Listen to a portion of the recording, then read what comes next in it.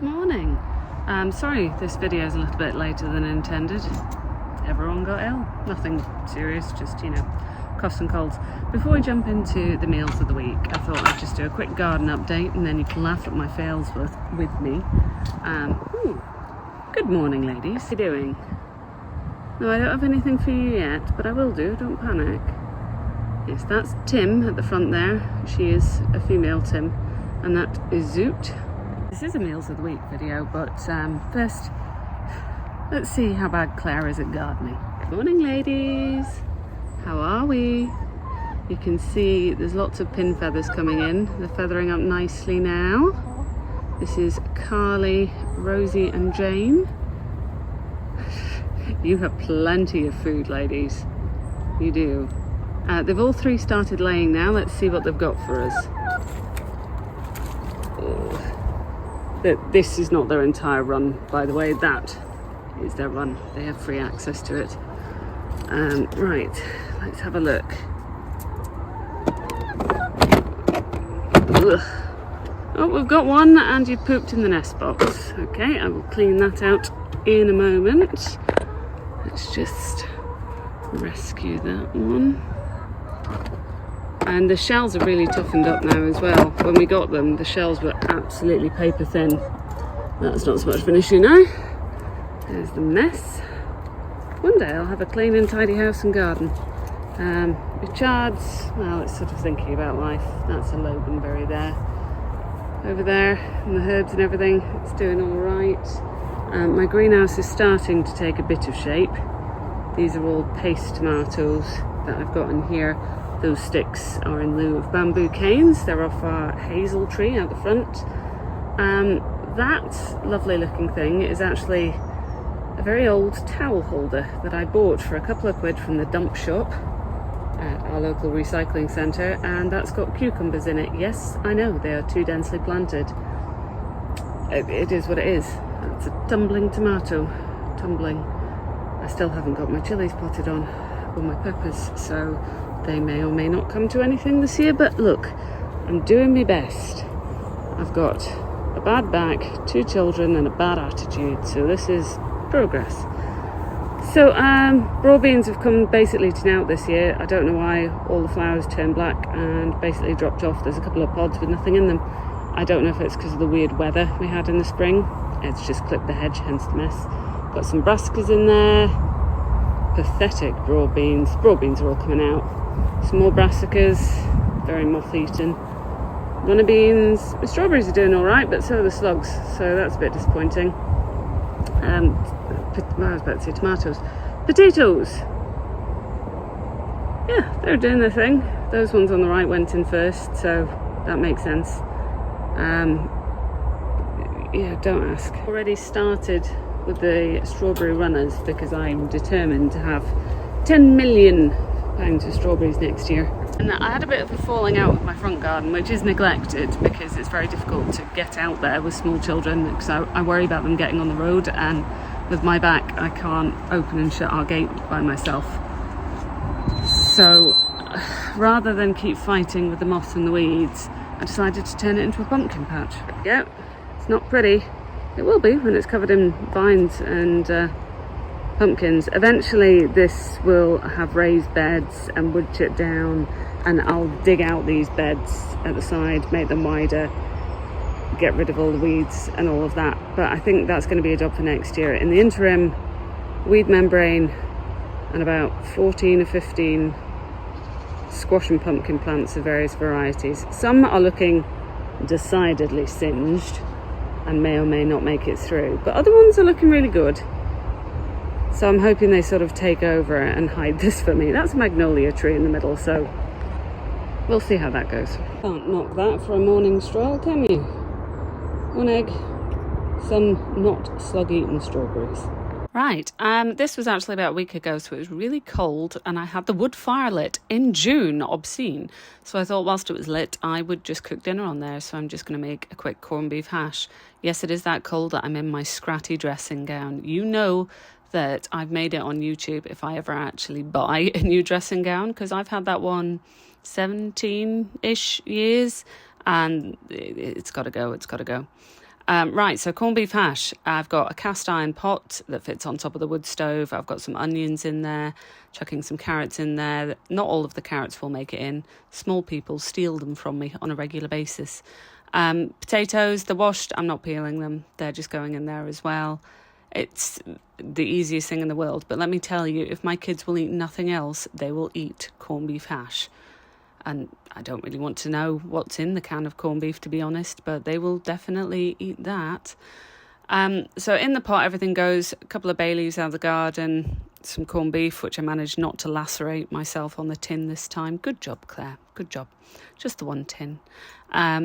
Salt, pepper, as per usual. This is gluten-free gravy granules. It makes everything nice and thick and yummy and delicious. And some stock. That's just a stock cube that I was using up there as well. So just cover everything, and then, oh, hello, Morpheus, there's a cat trying to get on my lap whilst I'm doing this. Give everything a bit of a stir, make sure everything's just about covered, and on the pot it goes. Whilst I was at it, I thought, why not make some rice pudding? That'll go down well. So I have another pan, I put some butter in the bottom, some pudding rice, some sugar, vanilla, and milk. I think I used a combination of some cow's milk and almond milk that I just needed to get used up, and some nutmeg on the top as well, of course, is mandatory. Turned out I didn't quite add enough milk to this, but that's not a problem. I just added it when we were serving it along with some jam, which incidentally I'm out of. I have run out of jam. I don't know how we did that. We had like 50 jars, so I need to make some more, clearly. So there we go, nutmeg, lid on the wood stove, off we trot. And here is my corned beef hash, looking and smelling delicious. That whole pot just disappeared. There was no leftovers on that day. And then next up we have the rice pudding, which was a little on the drier side. I think I left it too long, is basically what happened there. But it was lovely. It was delicious. You can sort of see me in a moment poking it, going, is it burnt at the bottom? No, it wasn't burnt at the bottom, but it was fantastic. I'd love to give you measurements for rice pudding, but it really is just chuck it in a pan and see how it goes. And if you've never had rice pudding, you're missing out. British staple. You need it in your life. We have been doing a lot of packed lunches recently with day trips out. This was just us having some wraps and bits and bobs and everything at the Science and Industry Museum in Manchester. Lovely it was too. I have been pretty good about making my own bread lately, but you will spot, those eagle-eyed amongst you, that I have not put the paddle in my bread maker. Don't worry, I noticed pretty much straight away and had to fish through all of the ingredients to go and add it in, so all was well. So eggs in first. They are a homemade, homegrown, I suppose, eggs. Then some milk, lots and lots of oil, 6 tablespoons of oil I think it is. I won't remember all of the exact amounts, but I can, if anyone wants the actual recipe, write it down below, because I've been using the same one for a few years now in this particular bread maker. This is gluten-free flour. That is some homemade apple cider vinegar. I make it in vast quantities and use it for cooking, cleaning, all the rest of it. There's some flour, plenty of xanthan gum that goes in it as well. That is definitely the key to making decent gluten-free bread, is add a lot of xanthan gum. Salt, pepper. You can see I've got my little assistant here. I try not to film my kids at all. I don't. There's a foot. Why is there a foot on there? But sometimes, they're in the kitchen. I'm not going to chuck them out their own kitchen. They live here. So now we've got some yeast going in as well. Oh, more salt and pepper. They like to get involved, and I think it's important. There's my xanthan gum going in. Don't panic, it is the end of that packet, but I, of course, have more in the cupboard because of who I am as a person. There's all my yeast going in. I think that's 2 teaspoons of yeast going in, not 2 tablespoons as I have done in the past. And finally, some poppy seeds and a little bit of sugar just to get the yeast going on setting 9, and off we trot. To go along with the bread, I thought I'd make some pate. I had these kippers in the freezer that had just been in there a little bit too long, so they needed using. I just pulled all the skins off. They weren't the nicest kippers, which is why we're not eating them as you would normally, but they were perfectly fine for basically mackerel pate, but kippers instead. So pop them in with half a thing of cream cheese that was left, added some lemon juice, some salt, not much, and a little bit of black pepper. Blitzed it all up until it was nice and smooth. The bones were no issue whatsoever, and there you go. Mackerel pate / kipper. Here's lunch. There we've got our toast with our fresh bread. We've got some with jam, some with pate, yoghurt and cucumbers, because that makes everybody feel a bit better. And this is red gooseberry and something. Morpheus is trying to snooze on my new cardigan that I'm halfway through making, but if he were more awake, he would politely ask you to consider subscribing. Thank you. Bye. The next day I had the oven on anyway for a roast, so we made some peanut butter cookies. Here's my roast, lovely pork, that crackling. Oh my days, that crackling was absolutely to die for. But if the oven's on for that, it does just make sense to bung some cookies or something in. We had it with some green beans and some swede fries and red currant jelly from my mother-in-law again. She's the queen of jellies and jams. So that's definitely a family favourite in our house. And just to prove I am in fact a normal human being who does not do home-cooked from scratch meals every single day, sometimes I'm tired and the kids just want a bit of a treat. So that packet you can see is, yes, turkey dinosaurs.